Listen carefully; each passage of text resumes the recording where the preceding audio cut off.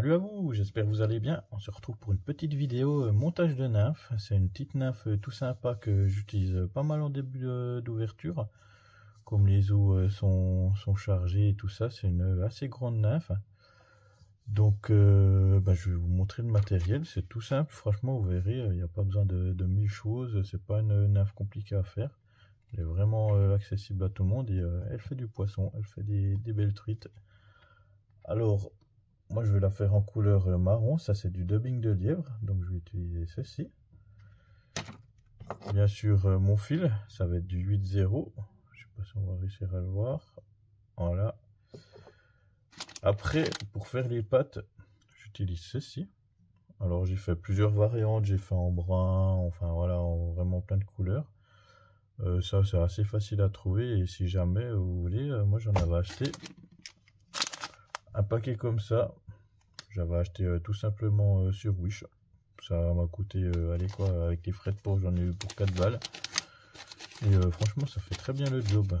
Donc voilà, donc du coup moi je vais utiliser cette couleur là. C'est un peu transparent avec des petites paillettes bleues. Je vais tester cette fois-ci, on va voir ce que ça dit. Avec du marron, on va voir comment ça va ressortir et ben voilà quoi, on va y aller. Alors ça c'est, je vais monter celui-là en hameçon de 12 avec une bille de 3,3. Donc ça va être une assez grande nymphe.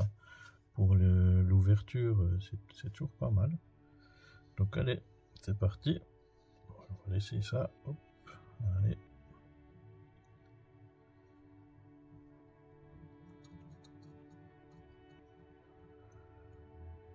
Alors, on va commencer par emprisonner son fil. J'ai déjà préparé ceci, hop, allez. On va aller jusqu'au début de la rampe. Voilà. On va prendre. Je vais prendre un autre déjà.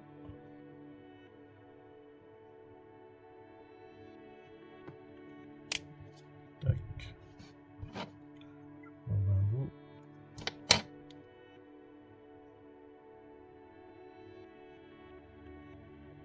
Après, ce qui est bien avec ce matériel là, c'est qu'une fois emprisonné, on arrive toujours un peu à lui modifier sa position.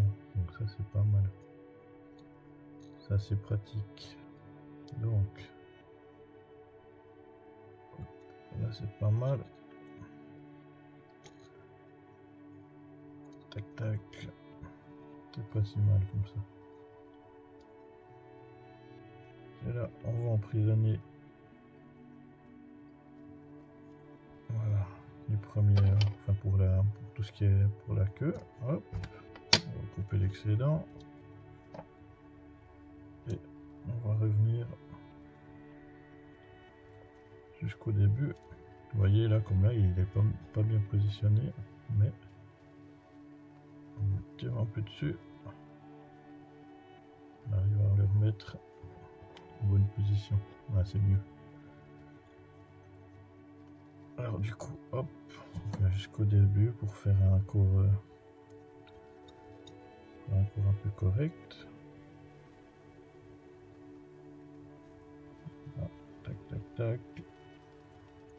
Ce que je vais faire, c'est que je vais faire un petit tour derrière. Comme ça, hop, ça les garde bien droite. Là, je vais revenir jusqu'au milieu, à peu près. Un peu de choses près, c'est pas non plus au millimètre près. Donc hop, on va emprisonner la première patte. Voilà, je regarde juste la longueur. Après, de toute façon, tout ce qui est longueur, après, je vais faire à peu près identique. Donc, c'est juste pour pas avoir trop de gaspillage. Hop, je coupe à peu près, tac. On va faire la deuxième patte. Voilà.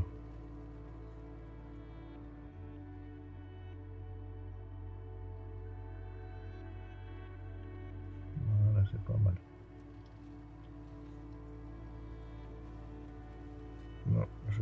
tout ça là. Hop. Alors, si tu veux venir aussi mon petit copain. Voilà. Tac.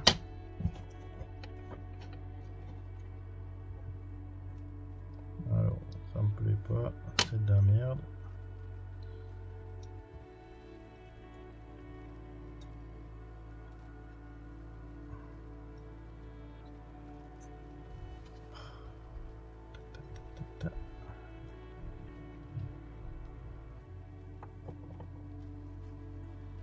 Donc là, ça va le couper.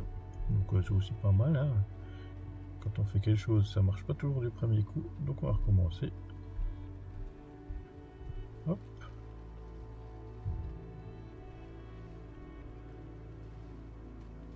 La première patte. Tac. On va mettre la deuxième. C'est déjà mieux. Après j'ai coupé. C'était pas top. C'était un peu court mes pattes. Là. Déjà mieux. Donc là, je vais revenir derrière. Je vais couper l'excédent. Ça ne m'embêtera pas trop. Hop, je vais venir au début ou à la fin, suivant comment on le situe. Alors là, voilà. Je vais faire une boucle.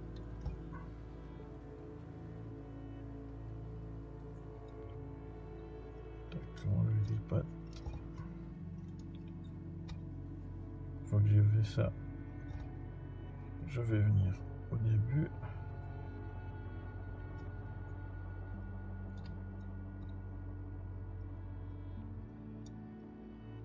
Voilà. Là, ce que je vais faire, c'est qu'avec ma boucle que j'ai créée, on voit pas bien, il est vraiment petit le fil.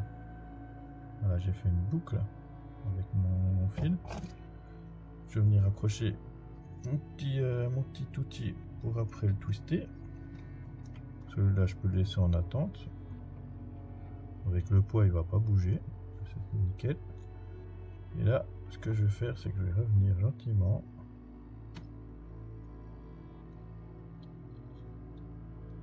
Hop, je vais revenir au début. Voilà. Là, je vais mettre. Voilà, ça va pas aller. Normalement, j'ai un petit outil pour tenir ma bobine. Mais bon, le problème, c'est que si je le mets, vous n'allez plus rien voir du tout. Donc là, maintenant que j'ai ma boucle, j'ai préparé mon dubbing de lièvre en avant. Donc. En fait, le but, ça sera de venir l'emprisonner entre les deux bouts. En fait, ce que je fais, c'est que je vais mettre. Là, je vais pas enrouler dessus. Je modifie mes doigts. C'est plus facile. Tac, tac. J'essaie que ça soit un peu uniforme partout. Après, je suis non plus pas au millimètre près. Hein. C'est juste que ça soit à peu près correct. Voilà. Ce que je fais, c'est que je monte après. Et là, on va tourner tout ça. On va vriller pour tout emprisonner. Donc là, c'est pas mal comme ça. Là, je prends mon petit outil pour venir pincer au bout. J'enlève mon outil pour mon outil pour twister. Et là, je vais enrouler gentiment. Je vais essayer de faire des beaux spires. Que ce soit le plus propre possible.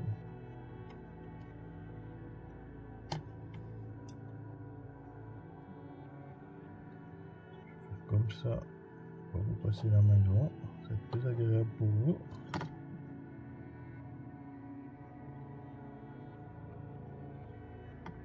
Comme ça, c'est plus facile pour moi de l'autre main. On va faire comme ça. comme je vous ai dit, si elle se relève comme ça, en tout cas avec le matériel que j'ai, c'est pas un problème. Il suffit de tirer un peu.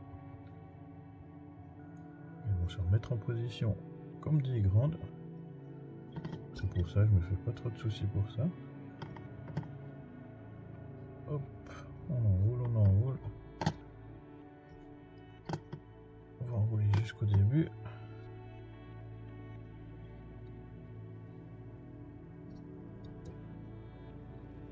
Tac tac. Je vous dis, c'est une nymphe qui va assez vite en plus. Il n'est pas compliqué à faire. Il est vraiment à la portée de tout le monde. Et après, en plus, ce qui est pas mal, c'est qu'on peut faire pas mal de variantes. Donc là, je vais venir emprisonner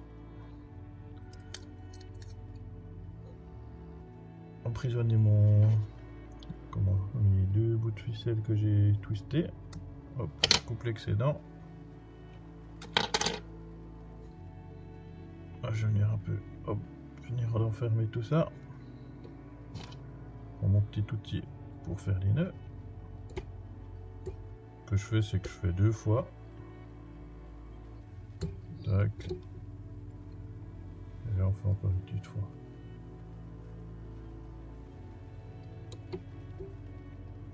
Voilà. On coupe. Voilà. Tac, tac. Vous voyez, quand on tire, ils vont se mettre tout bien comme il faut. Donc ça, c'est pas mal. Donc là, je vais venir couper la longueur que je souhaite. En espérant que je fasse pas n'importe quoi. Voilà, ça c'est déjà bon. Après, je vais venir finaliser les pattes.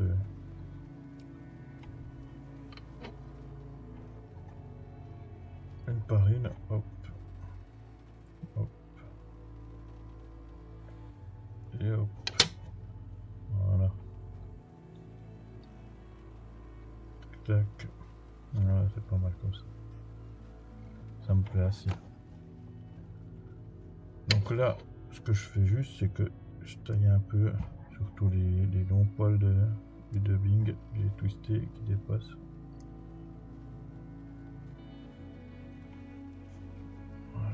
Place. Ça c'est pas mal. Et pour finir, ce que je fais, c'est que je vais mettre une petite goutte de résine UV pour bloquer mes nœuds. Bon, il y a des gens, ils le font pas. Ça c'est vraiment le bon vouloir de la personne. Hop, on n'a pas besoin d'en mettre des tonnes et des tonnes. Tac.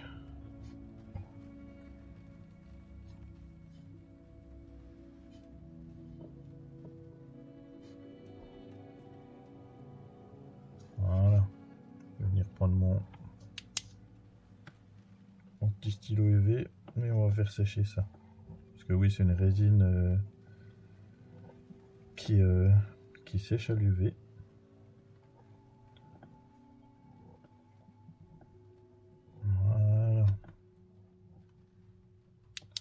Et voilà, la nymphe est terminée. Donc je vais vous montrer, elle ressemble à ceci.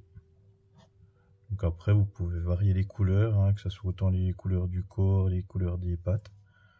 Même la couleur de l'habit, vous pouvez faire comme vous voulez. Mais le principe, voilà, moi après, comme je vous ai dit, je ferai plusieurs couleurs différentes. Mais là je vais faire en une version marron avec les pattes un peu claires. On va voir, je vais en faire 4-5. Et je vais en faire 4-5 un peu de divers couleurs pour voir qu'est-ce qui va être le mieux pour l'ouverture. Donc voilà, je vous la remontre une dernière fois. Vous voyez, c'est quand même une grosse nymphe, hein.